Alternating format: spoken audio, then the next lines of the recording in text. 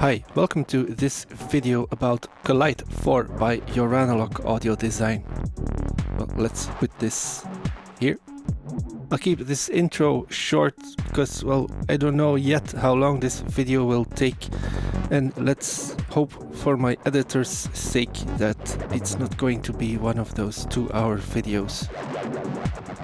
I said Collide 4 by Joranalogue Audio Design, but it's really a cooperation between Joranalogue and Hainbach. I think it makes sense because Collide 4 is the modular take on a giant piece of test equipment called a lock-in amplifier. Joran managed to shrink this down to, well, manageable eurorack sizes, and he even added a frequency shifter circuit inside the module, which is just mind-blowing. I'll approach this video really practical. I think I will keep it in 3 big parts. One will be about the input section with the input gain staging and the, well, variable width bandpass filter. And the second part will be about the built-in quadrature oscillator. And then the third part will be, well, probably the most confusing part when we talk about the ring modulation and the frequency shifting. If you want to hear audio examples, I'm not going to include any separate ones in this video. We will make sound, of course. But I have over 2 hours of audio recorded already in videos that you probably already saw, but, well, I will link them in the description box anyway. I said I was going to keep this intro short, so let's stop here and let's start the demonstration.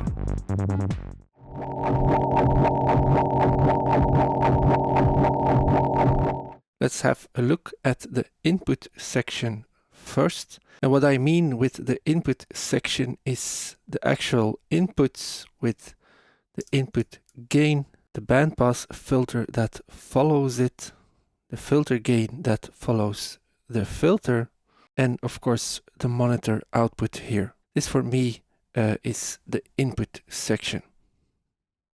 To make sense of this input section, I first want to send something external into Collide 4. Now let's monitor what I'm about to connect here. This is an output from a Belgian. I'm just going to connect it straight to the interface first. So this is the sound that I'll send through Collide 4. Let's just send it into the negative input here. There are 2 inputs on Collide 4, in negative and in positive. They both get mixed internally before everything else happens, but the in minus is just being inverted.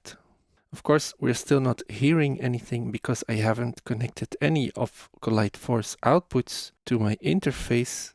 And there's plenty of outputs to choose from here, but I want to monitor the input section or what's happening at the input stage independently, and you can do so by using the monitor output here. Let's connect this to transmit 2. And as you can hear, again, we have no sound at all. And this is simply because this knob here is set to off. This knob sets the attenuation or amplification of anything that we send into these 2 inputs, and also the ping input, by the way. We can attenuate a strong signal .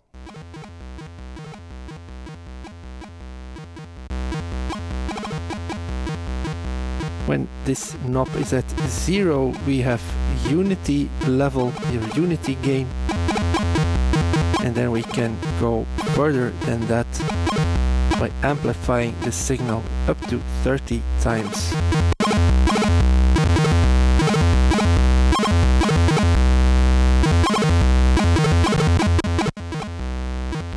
Let's keep it here for now. You weren't getting a lot of extra volume past the +10 setting here. And this is because, well, internally everything is clipping, and well, Collide 4 is very much designed to do so, which just causes more and more saturation, more and more symmetrical clipping without any volume gain. You probably also saw that this LED was clipping was turning red. Let's see if I can make it happen. Yes.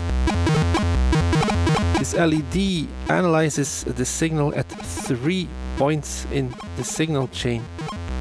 One point is before the signal hits the filter, so right after this input amplification setting. So right before the filter, then right behind the filter, probably to factor in when we increase the resonance. We also increase the amplitude of the signal, so we can see that happening here.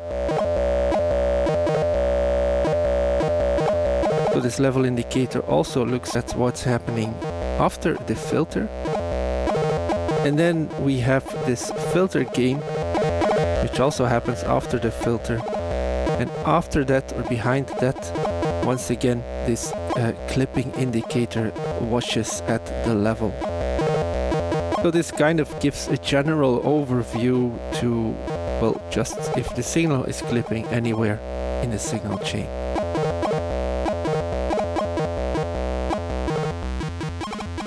So like I said, the signal comes into Collide 4 and then it runs through a variable bandwidth bandpass filter. Actually, it's a low pass and a high pass filter, and you can move these closer together or further apart by turning the filter width to the right, which opens the filter, or turning it to the left, which brings the high pass and the low pass closer to each other.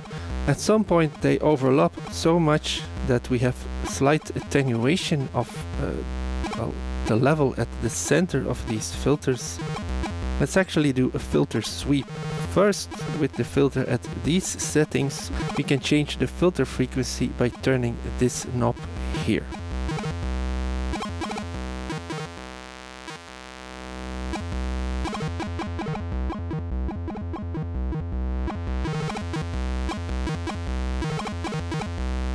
If we increase the width to the most extreme, you're probably just getting like more separate high pass and low pass behavior, and even not that. Filter width is so wide, nothing is happening.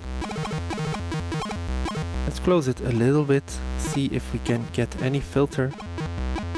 So yes, now we're just getting some low pass filtering, and if I turn this to the right, we are getting some high pass filtering. This is simply because these two filters that make up the band pass filter are just so far apart.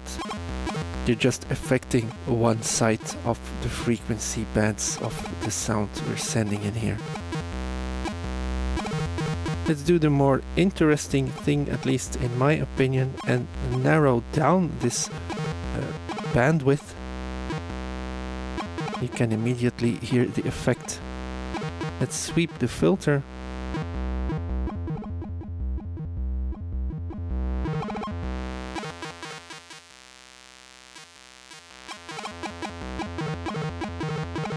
Let's make it more narrow.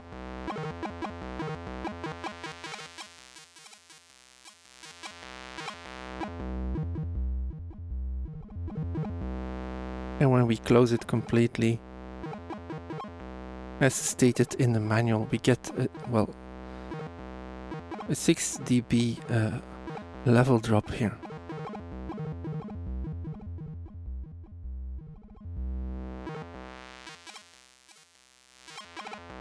This filter is a lot more interesting once we start turning up the resonance, which we can do by turning this knob up.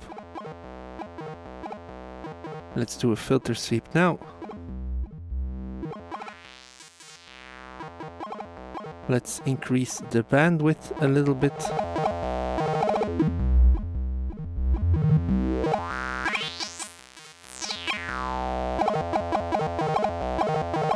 Let's increase the resonance. And you can see, if I move my hand out of the way, that at certain points indeed we are clipping the internal circuitry. Well, this usually sounds very nice on Collide 4. It's designed to clip. Let's increase the filter width a little bit.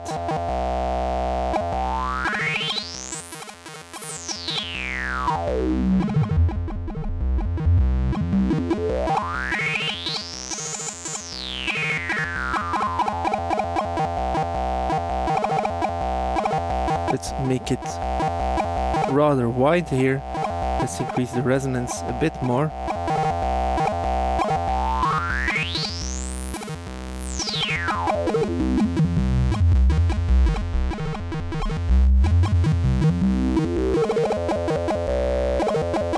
If we now start turning up the gain, well, anywhere, but let's do it post filter here with the filter gain, we should have wonderful saturation happening.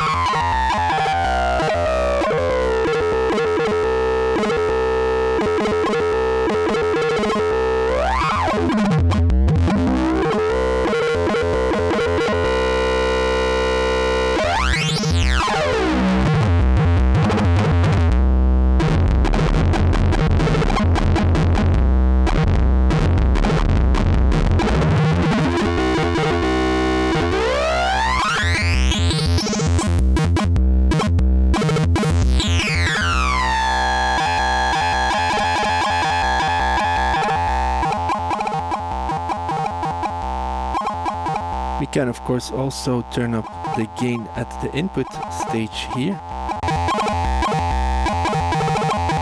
just like I showed you earlier.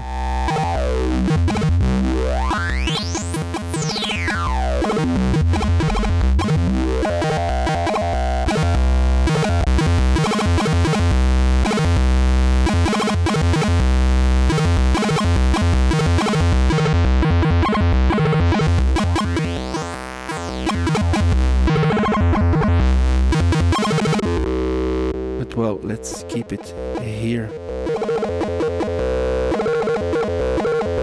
If we're using the filter gain to adjust the post filter gain, we can also do this with CV. Let's connect a core output of a generate 3 here, which is a +5 to -5 triangle wave. Let's connect it to the gain CV input here. And we can control how much this external modulation affects the filter gain by using this attenuverter. Attenuverter is a smart word for inverting attenuator, which means we have maximum attenuation at the center, and then we can turn it up. And when we turn it to the opposite side, we're turning it up, but it is inverted. Now for this source, or this modulation source, this doesn't make a lot of difference. Let's slow down this external LFO and increase some modulation here.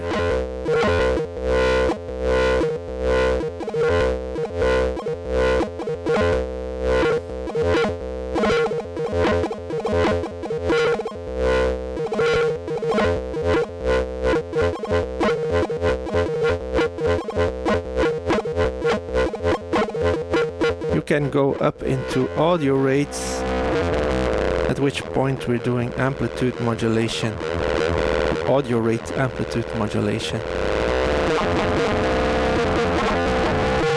I'm turning up the frequency of my external triangle here.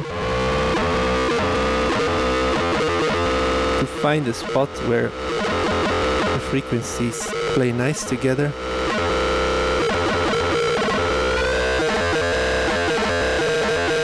I think this is rather nice.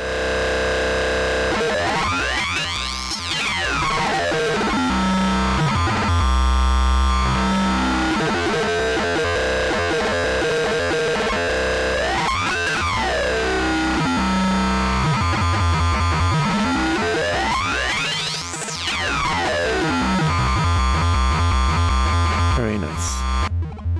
But let's change what we are listening to here, because I'm getting quite bored of this Benjamin sequence. Let's listen to this instead. This is an output from Odessa, so we're listening to like a digital cluster synth here. The signal is a little bit low in amplitude, so let's fix this by adding some amplification on the module here itself. I would like to hear how this sounds when clipped, so let's increase the amplification here.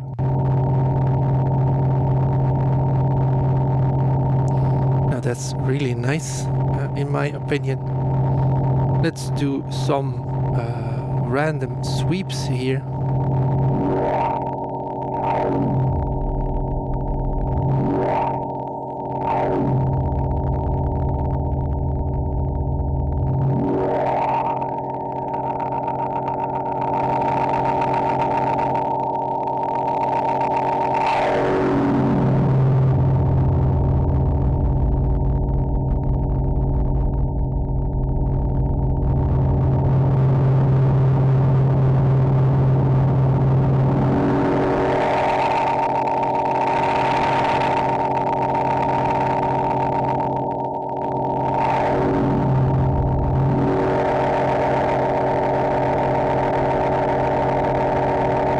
We can also externally modulate the filter frequency by connecting something to the center CV input here.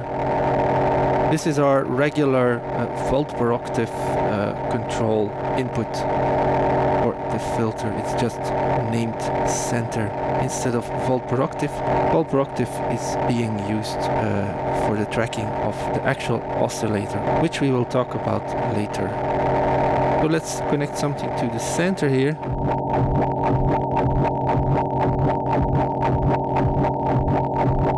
There is no attenuverter for this CV input, so any attenuation has to happen externally, but well, it is calibrated to 1 volt per octave.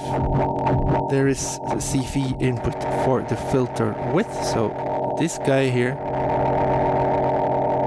Let's set something in here. This input also does not have a separate attenuverter.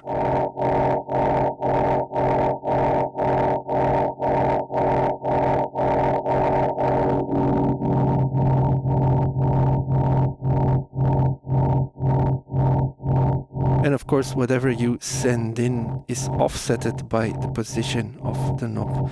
What this means is that like the triangle LFO is moving around the position we set it, so it does this. And should we have this knob in the position here, the LFO would make it move more like this. This is probably obvious to most people, but I'm sure there was a first time that someone explained this to you. So there you go. We have one more thing that we can control here with CV on the input section, and that is the resonance, which has a CV input here. And this of course controls the filter resonance, again offsetted by the position of the knob here. And you will notice at some point we should go into self-oscillation of this filter.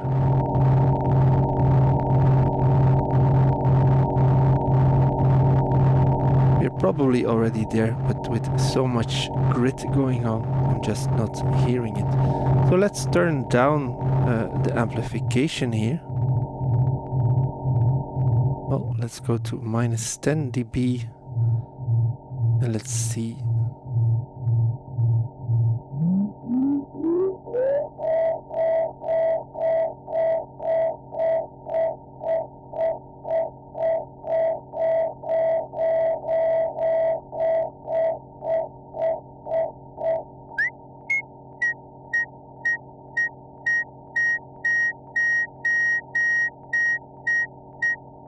So we already have self-oscillation here, modulated by the external triangle.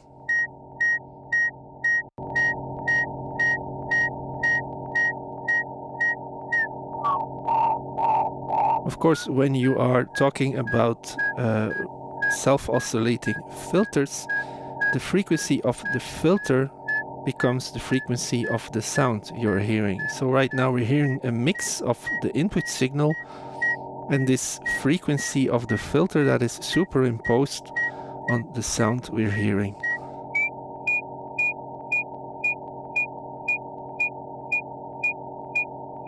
You can also just remove the input signal and just use this self-oscillating filter as an oscillator.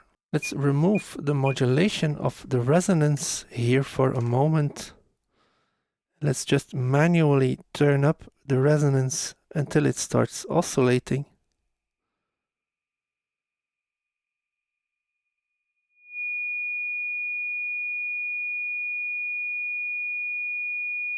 So for some frequencies, the point where the filter starts self-oscillating is exactly on this line here, but this is just merely an indicator because it depends on your module. It also depends on where the bandwidth is.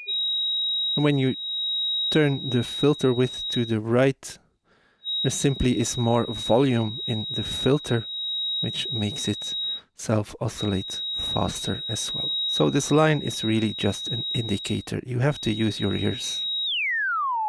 We can send a volt per octave sequence into this filter. The manual states that it is calibrated to perform very good. The tracking is very good as long as these two knobs are somewhat in the center.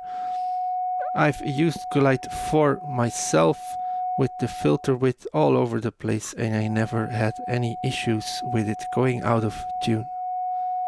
So that's my 2 cents. Let's connect a volt per octave sequence to the center input here, which is still the volt per octave input for the filter of the input section.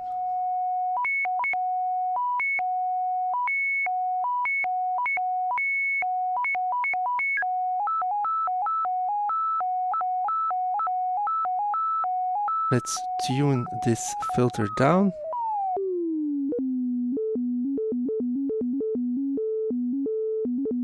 Because again, whatever is happening at this CV input is offsetted by the position of the switch. This is how we can tune our oscillators.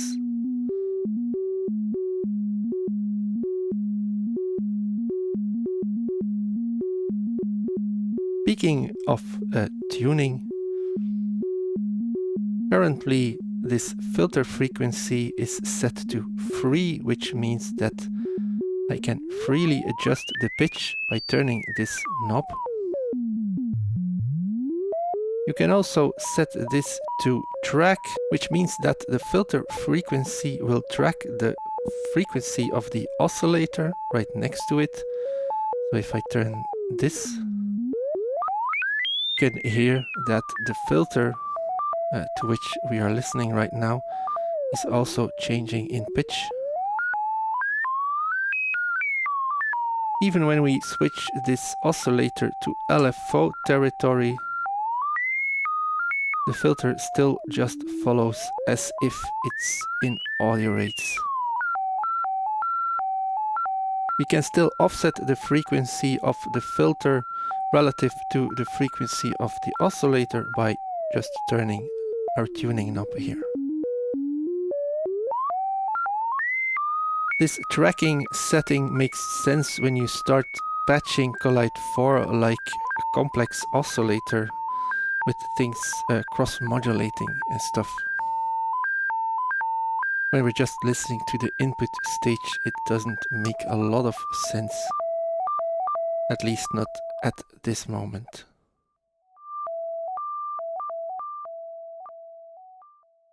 One more thing that we can do with an oscillating filter is ping it. And we have a separate ping input for this. Let's connect a gate of my sequencer to this.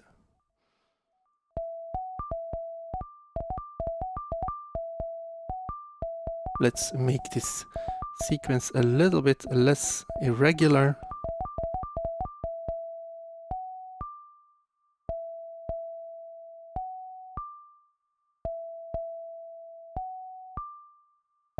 By adjusting the filter resonance, you can make the tail of this sound shorter or longer.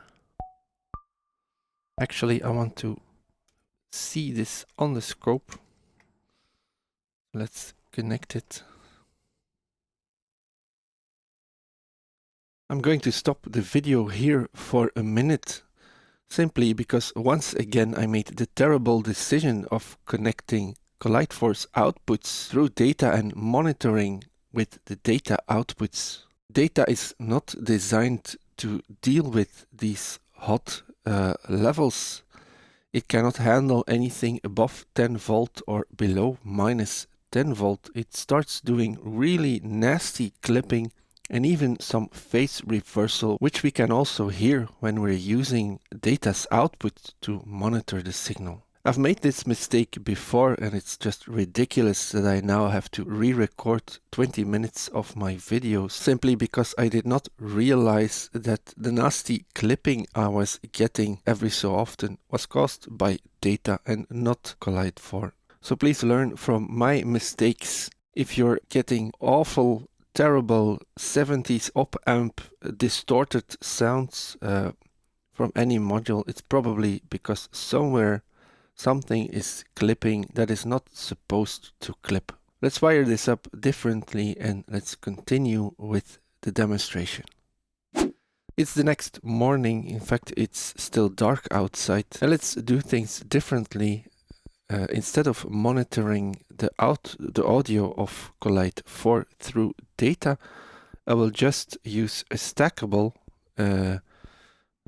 cable here to route the audio output of Collide 4 through an attenuator. I'm going to use bias 2 here. I will use this signal to monitor on data. This way we're not monitoring the audio through data, and I've reduced the level of the signal going into data so we're not going to get visual weird stuff like phase reversals. Let's bring back up the filter resonance.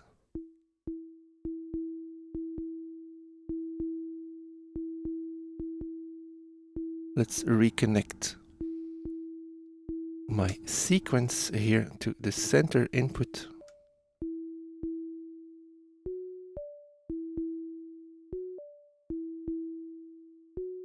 Now let's start retuning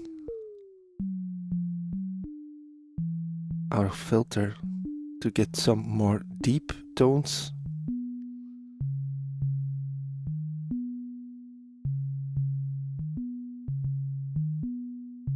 We can bring up the level of the ping here.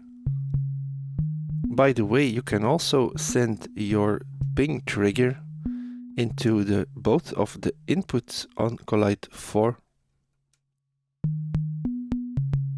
Now you'll notice we're getting double triggers, and this is simply because the regular inputs are not designed to create a transient that's perfect for triggering the filter. Instead, the filter reacts to both the rising edge of the gate and the falling edge of the gate, and you'll notice this when I connect it to the negative input as well.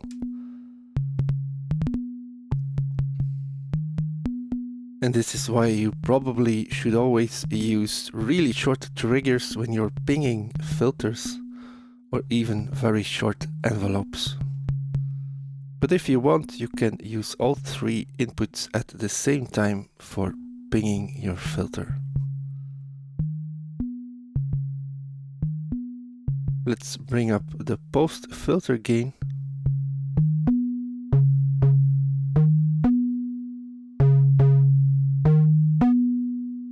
It was at this point that I was getting nasty clipping the last time I tried to record this, and not the nice symmetrical clipping that Collide 4 is doing for us.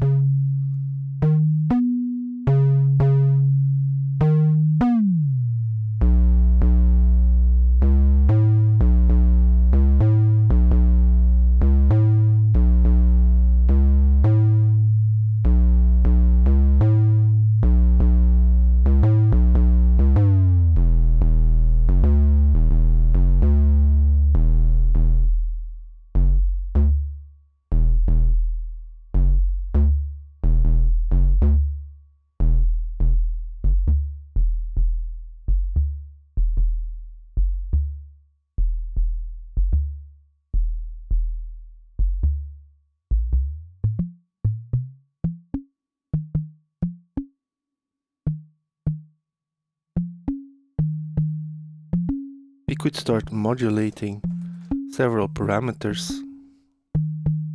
Let's send a sine from generate 3 into the width CV input on Collide 4.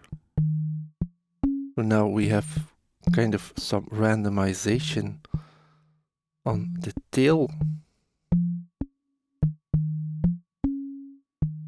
We could also achieve the similar effect by modulating the resonance.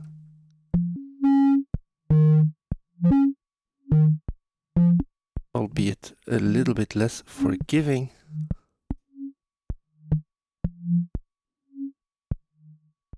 Let's modulate the gain parameter with a different sine wave.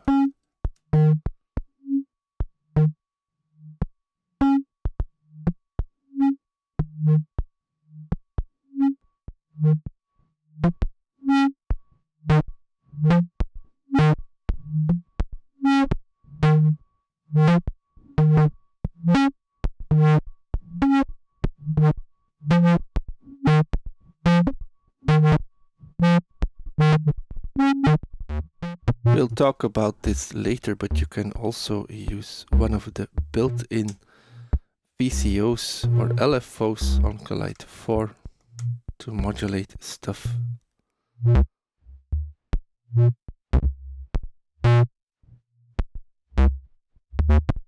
Let's remove the modulation to the resonance here. So we're just modulating the gain parameter.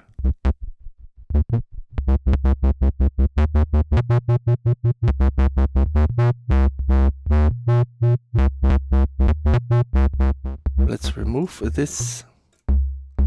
Let's send in a sound at the same time as we are pinging the filter. Once again, I'm going to send in a sound from Odessa. You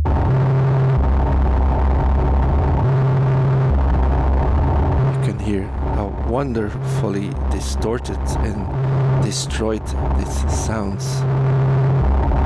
I love it.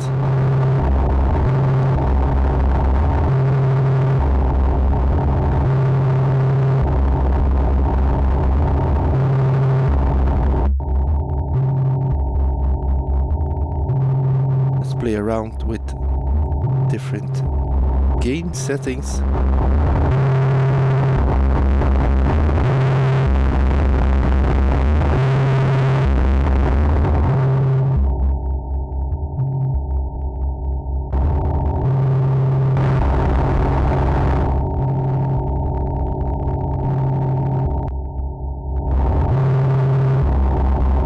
Let's change the filter frequency.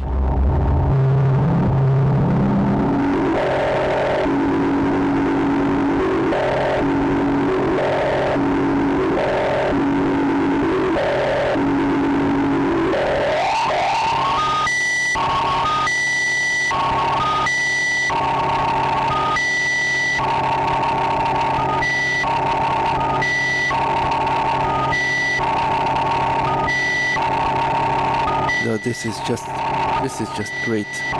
Let's modulate the gain parameter again.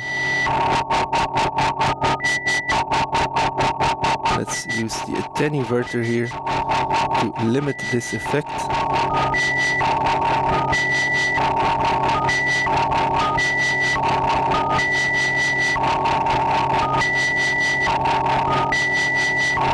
Maybe let's send in another audio source. I'm going to take an output from the banjolin again.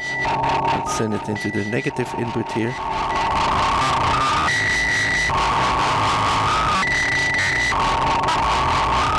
This is becoming a wonderful mess.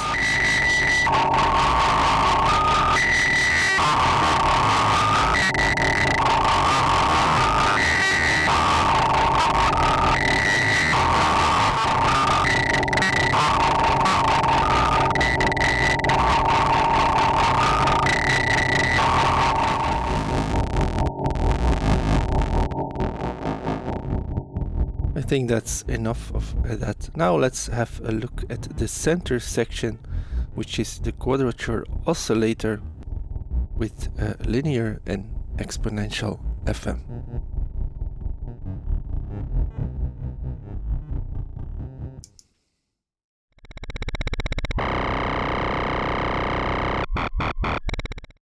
Collide 4 has a built-in quadrature oscillator. What does this mean? Well, there's an oscillator with two sine outputs and one is phase shifted 90 degrees. We have access to this oscillator through these outputs here labeled oscillator I and oscillator Q. Let's monitor them on data. These are very nice sine waves that we can use for everything we want. And you can clearly see on the scope that the yellow one and the blue one are somewhat out of phase, and well, this is 90 degrees. The reasoning behind this phase shift has everything to do with the lock-in amp behavior and the Hilbert transform network, for which we also need to switch this knob if we want to activate it. But let's just look at it as, hey, these are two sine waves 90 degrees out of phase. Let's connect one of them to the interface so we can hear it. There we go. Some nice sine wave action going on there.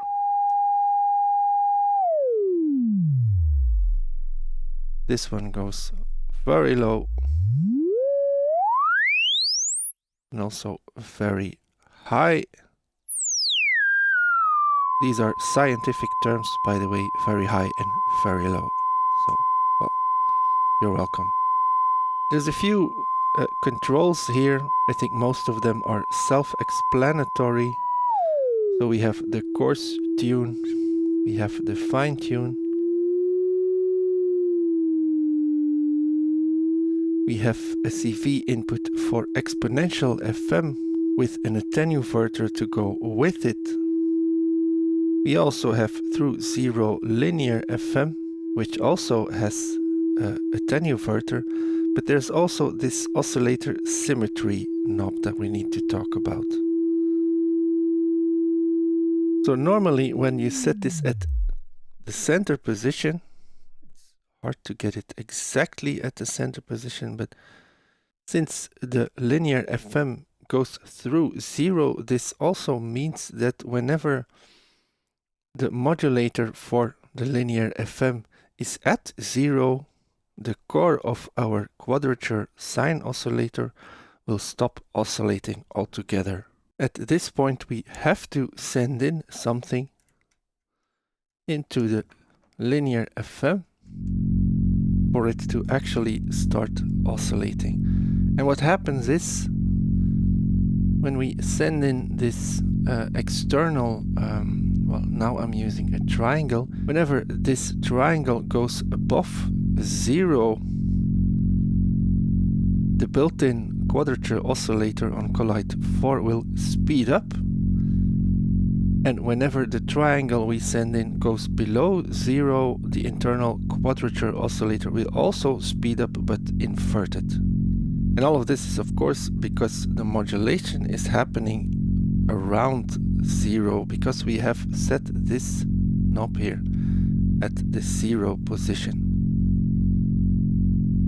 If we want to offset our modulator so it does not revolve around the 0 point, and if we want to offset our modulator so it's not moving around the 0 point, we can do this by turning this knob here. At some point, the modulator will no longer drop below 0, and at this point it's no longer through 0 linear FM but just regular linear FM. You could still push it through 0 even with this knob in either extreme position, but then you need a modulator with more than 5 volts plus or minus.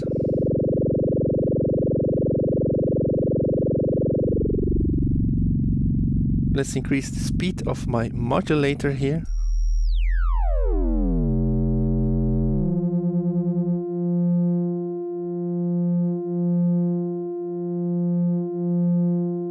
And let's play around with the symmetry knob to get different tones out of this through 0 linear FM sine wave.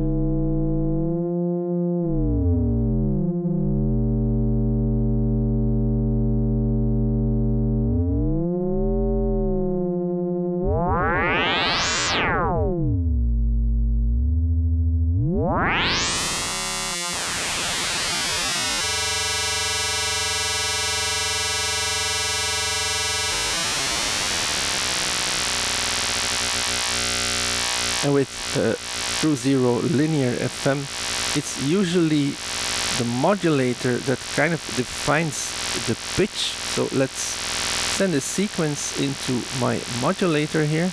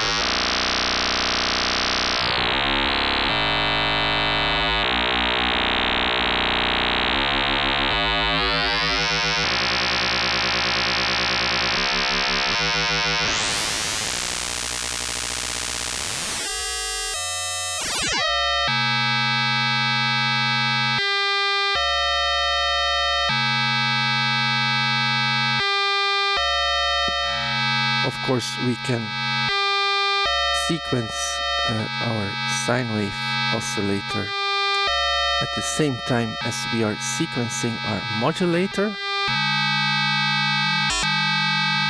by using the volt per octave input here for the oscillator.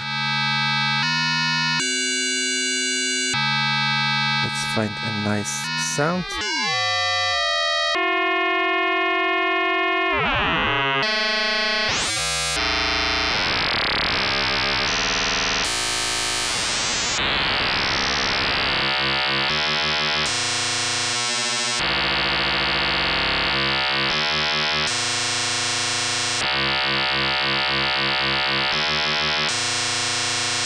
Of course, this volt per octave input also works when we're not using any FM. And at this point, when you've disconnected your source from the through 0 linear FM input socket here, at this point you can just use this symmetry knob as an offset for the pitch.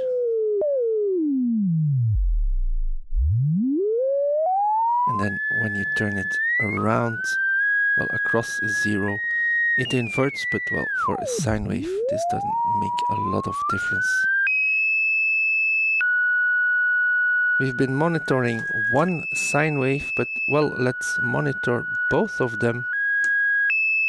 So one of them should go in your left ear, and the one I'm connecting now should go into your right ear. You should have a little bit of a stereo experience right now, but it's really subtle. Let's quickly explore the regular exponential FM. I'm not going to spend too much time on this because, well, I think you know what regular FM sounds like.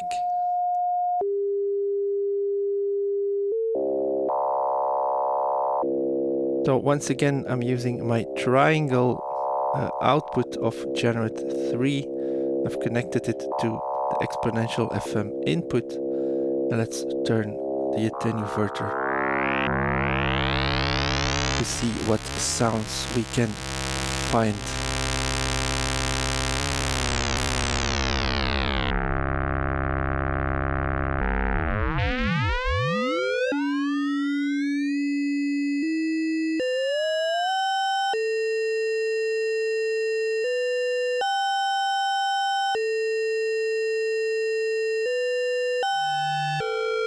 Let's sequence our modulator again because I disconnected the signal to its volt per octave input. Let's reconnect it.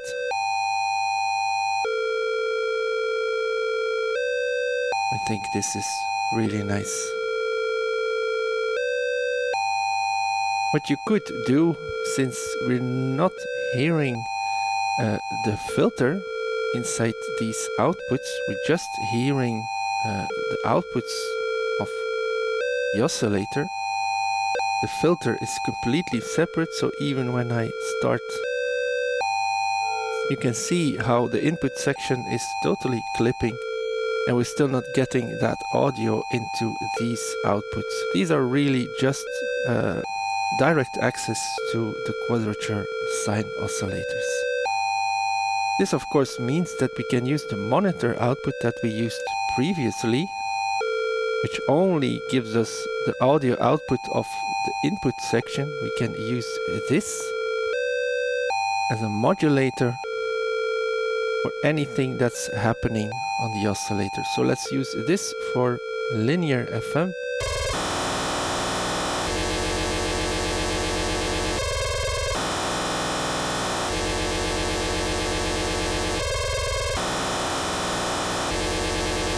If we want, we can even use the same volt per octave sequence.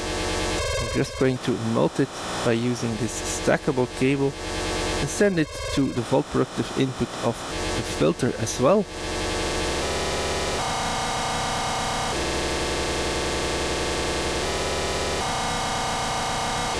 It's at this point that choosing track mode here on the filter side makes sense. Because let's first remove our regular FM here so I can demonstrate why it's useful to have this switch here in track mode. So we're using the self-oscillating filter as a source for the through zero linear FM on the oscillator side. Imagine I find a nice sound, something like this. Now I can move it around and retune it, because the bandpass filter here, the frequency is following whatever we do with this knob. This also works with the fine tune, of course. So our timbre shouldn't change too drastically. We can retune our sound. Now I really liked this exponential FM in addition to everything else that's going on here. So let's listen to a few more seconds of this great chaos before moving on to the last section of this video.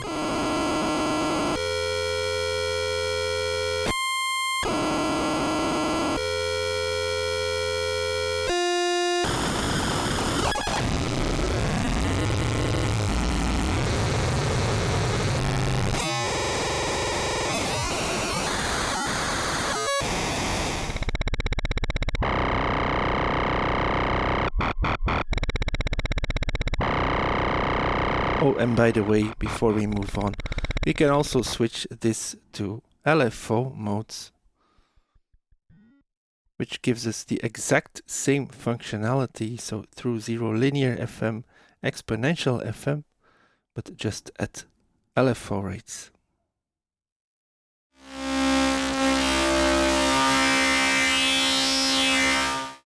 I'm not a lock-in amplifier expert, and you don't need to be to figure out that ring modulators are an essential part of its functionality, and that's no different for Collide 4.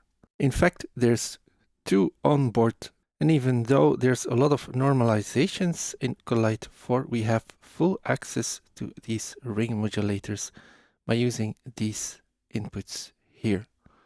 The X input and the I input go to one ring modulator, and the Y and the Q inputs go to another ring modulator. Y and Q are normalized to the oscillator I and Q. This shouldn't be a surprise, really. And please remember that these are the outputs of the same sine oscillator, but 90 degrees out of phase. So one ring modulator takes one sine wave, and the other ring modulator takes the other one that is 90 degrees out of phase. You probably also know that a ring modulator takes 2 signals to operate correctly, and that's where X and Y come into play. X and Y, as long as this switch is to the left, are the same signal, and this signal is the one that we extracted from the monitor output of the input section in the first part of the video. So we have these 2 ring modulators, one with one sine wave from the core oscillator here, and an output coming straight from the input section, and the other ring modulator takes the 90 degrees shifted sine oscillator from the core here, and the same signal from the input section over here. The outputs of these ring modulators are called X accent and Y accent. At this point, as long as this switch is in the left position, you could just as well do this.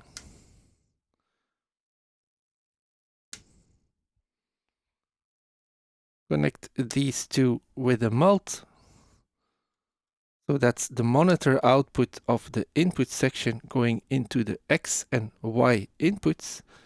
And then you could just as well also connect your oscillators here to the corresponding inputs. And this is exactly how the signals are normalized inside Collide 4. Now everything changes as soon as you switch this switch to the right position, and this activates the Hilbert transform network or the dome filter. What this dome filter does, it takes the signal from the monitor output and it takes one copy for the one ring modulator, and it takes a second copy, it shifts that copy 90 degrees, and it uses that for the other ring modulator. So we're ring modulating the input signal with the sine wave, and then on the other ring modulator we're ring modulating the input signal that's shifted 90 degrees in phase, and the sine wave that's shifted 90 degrees out of phase. And why would you do this? Well, that's simply how frequency shifters work. The frequency shift outputs of Collide 4 are here. It's the X accent minus Y accent and the X accent plus the Y accent. So when you don't switch this switch into the right position, you're not doing any frequency shifting. But when you switch it to the right position, the Hilbert transform network is activated and we're getting frequency shifting. I'll demonstrate this in a minute with an audio source going into Collide 4, but I want to mention it now The oscillator symmetry knob becomes very interesting as soon as we start frequency shifting, because it makes it very easy to invert the direction of the frequency shifting. There's one more important element here to talk about. This is the time constant. Now, in a functional lock-in amplifier, which Collide 4 totally is, there's always a low-pass filter or maybe a slew after the ring modulation, and this filter is there to filter out all the high frequency content. It gives us a DC offset that we can use to read out the magnitude of the signal that we're analyzing. This is really lock-in amplifier lingo here. We also have this magnitude output on Collide 4, by the way, and this is always a positive signal. But this time constant or low-pass filter in practice is just a low-pass filter for the signal after the ring modulators. We also have this phase output. This output gives us a readout of the phase relationship of one of the ring modulator outputs and the other of the ring modulator outputs here. If you want to know more details about this and the maths behind this, it's all explained in the manual. It's too complicated for me to try and figure out here. But in practice, this output gives us really jagged and interesting waves that we can use as an audio source or just to use for feedback patching or as a modulator around your rack. Now finally, let's listen to these outputs. First, let me connect something to the input here. Let's also quickly monitor what we are listening to here from the monitor output. Once again, I'm using an output of a Belgian.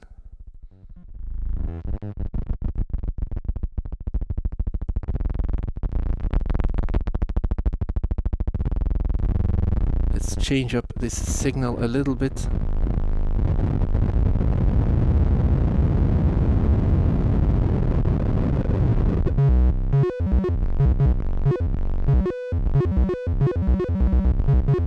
So this is the output of a Belgian through the input section of Collide 4.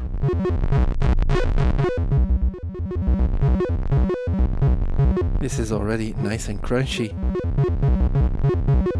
Let's also listen to what the sine wave is doing here on Collide 4.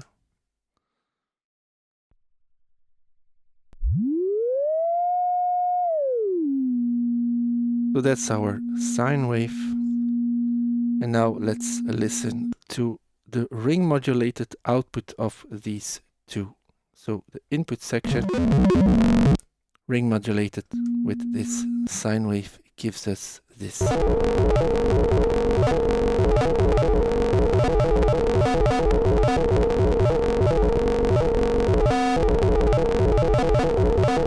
And since the right output here is a separate ring modulator, but this is just using the phase shifted version of the same sine wave here, we can listen to this Y accent output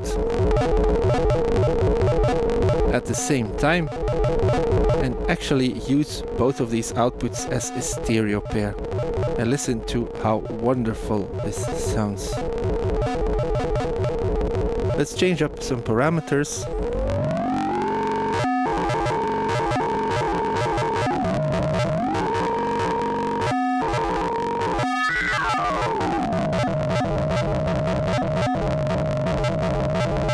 Let's switch this to 3.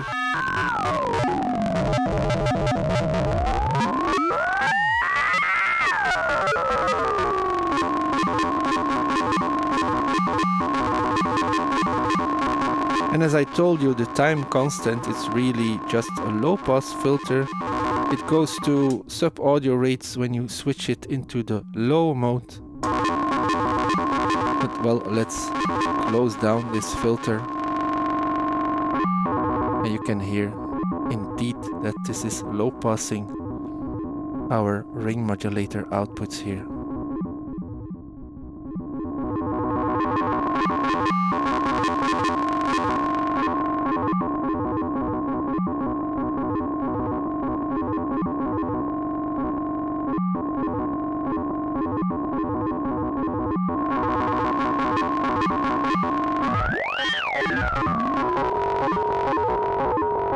There is a CV input for this time constant for this low pass filter. And let's just use the monitor output, which we can still just use to modulate this time constant.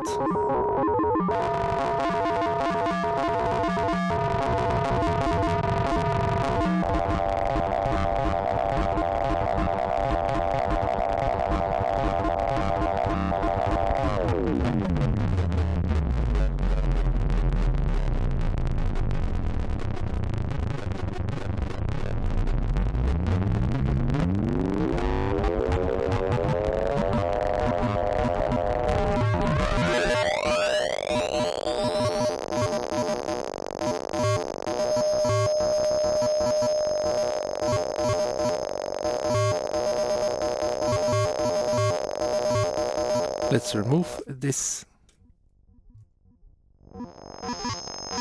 Then let's take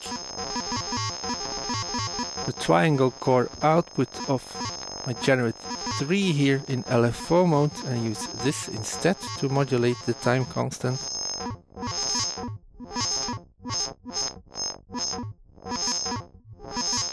Let's remove the sequencing for Generate 3.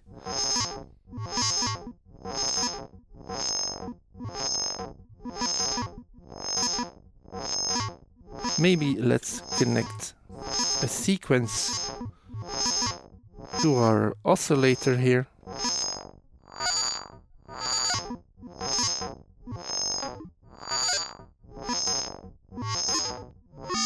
Let's remove the modulation.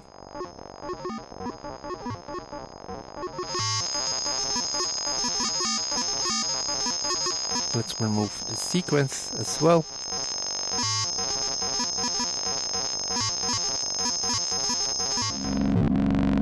Let's take something more steady than the signal from the Belgian. Let's take the output of Odessa once again.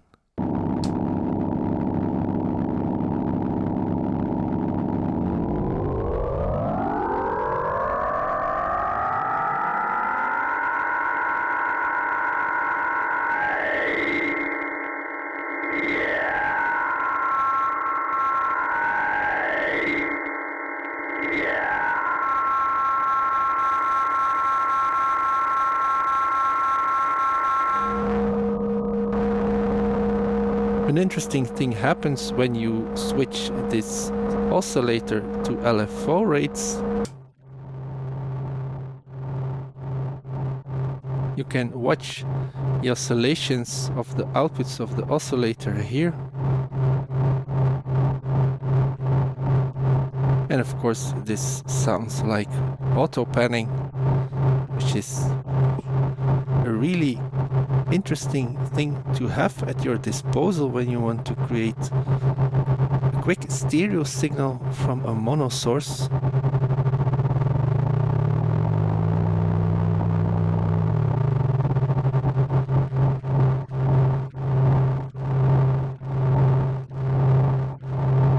You can even use one of these outputs here at the same time to modulate another parameter, let's say low pass filter here.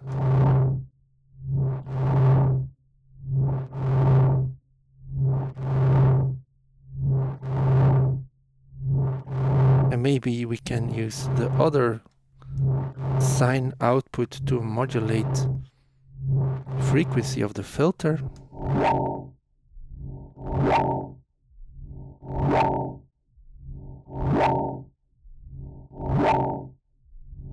I think this is really wonderful.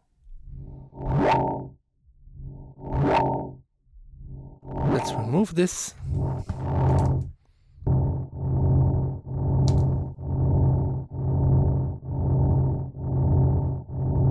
Let's make this sound a little bit cleaner.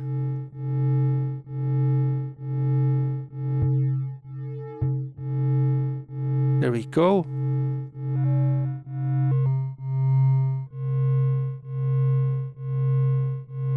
Let's switch this to audio rates again, so we're using the oscillator at audio rates again.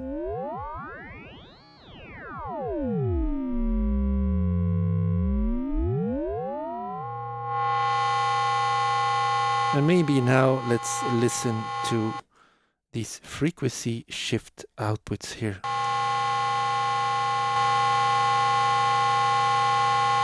Now we are no longer, well, now we are. I should switch this to the right position.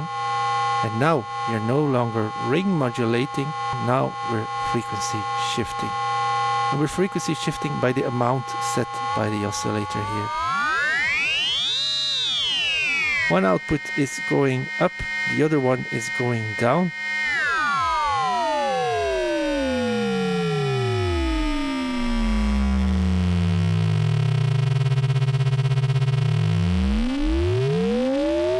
And we can switch this around by moving the symmetry above or below 0 here. I think you can clearly hear it when you're wearing headphones.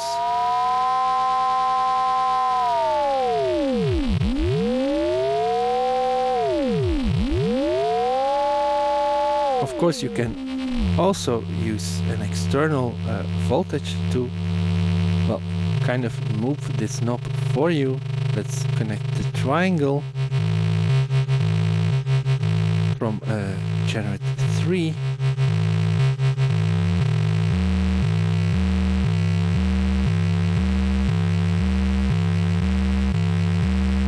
You can also start patching some other feedback. Let's use the monitor output to frequency modulate the sine as well.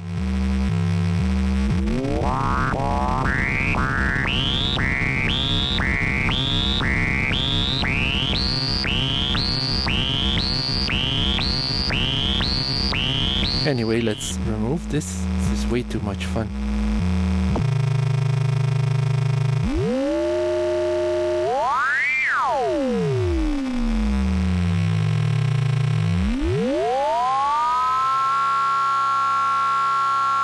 You really should try this with vocal samples. There's a ton of clips of Joran floating around the web where he starts making munchkin voices by using the frequency shift feature on Collide 4. It's a lot of fun. You should go hunting for them. As you can see, the time constant or low pass filter also affects these outputs.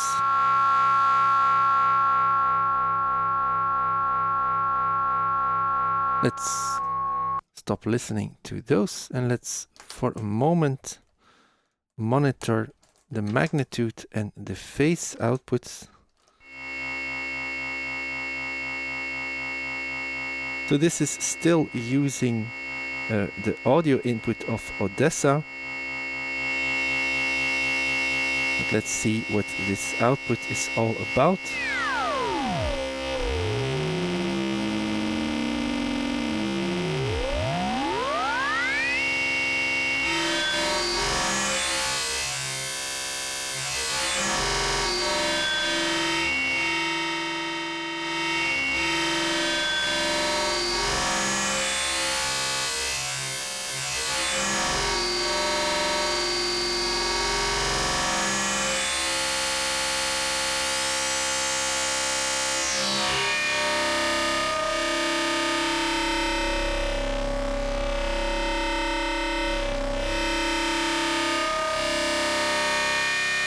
You can start playing around with the several settings here.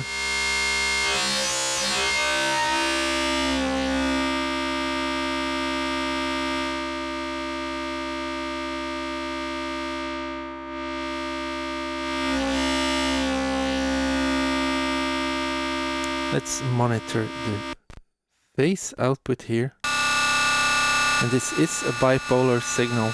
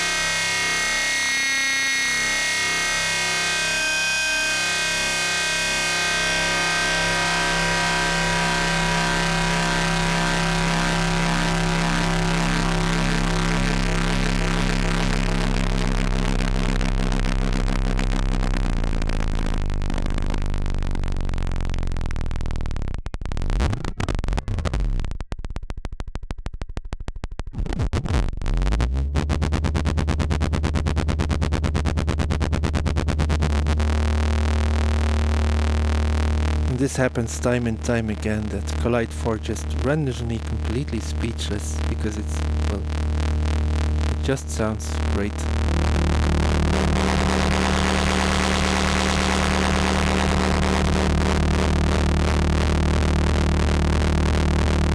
By the way, you can do all of this without actually sending something into the input.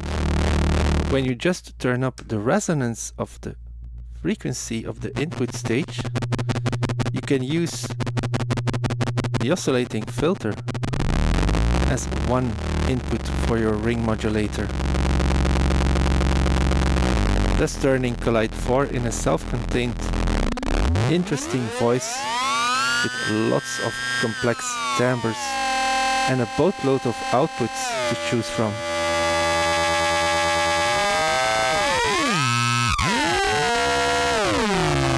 Let's go back to the magnitude output here.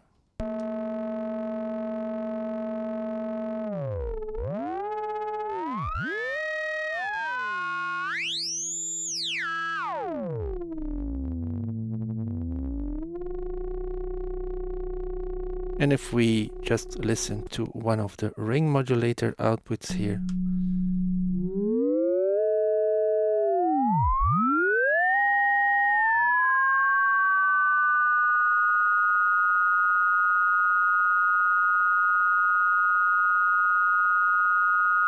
One thing that I really love about all of this is that you can still ping your filter, and then you have all these wonderful bell type tones at your disposal with this awesome natural decay. I really thoroughly enjoy how all of this sounds. Let's send in a sequence to the frequency of the filter again.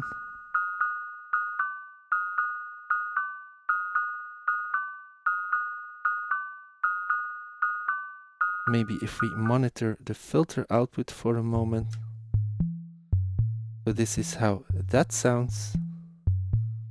And then ring modulated with the sine oscillator. It sounds like this.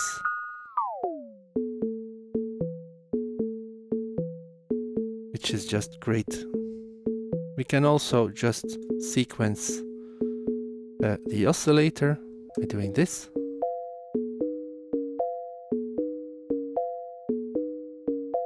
And we can set the frequency of the filter to track, which means it will follow whatever the frequency of the oscillator is doing.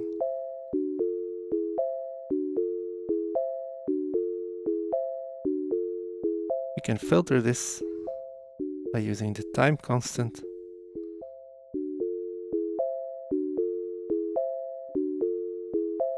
Let's listen to the magnitude output again. And let's listen to the phase output as well at these settings.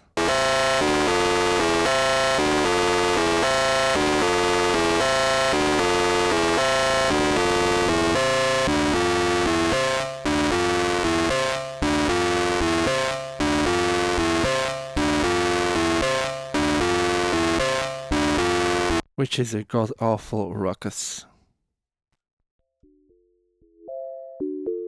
Let's listen to what the frequency shift outputs are doing.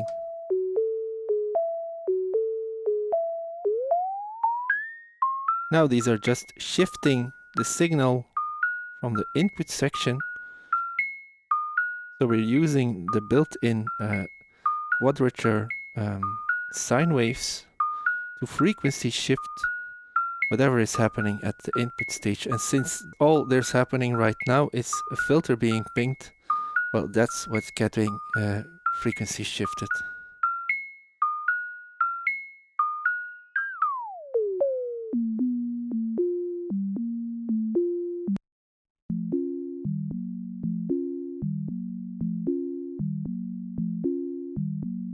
Let's monitor the audio of both outputs.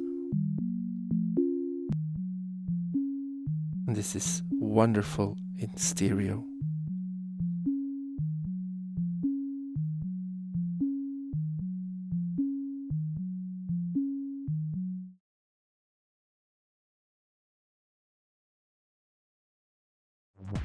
This is going to be it for this video about Collide 4 by Joranalogue Audio Design in Hainbach. I hope you enjoyed the video. Please, if you did, leave a nice comment in the comment section. It's always nice for me to read those. Thank you very much for watching. I hope you learned something. Bye.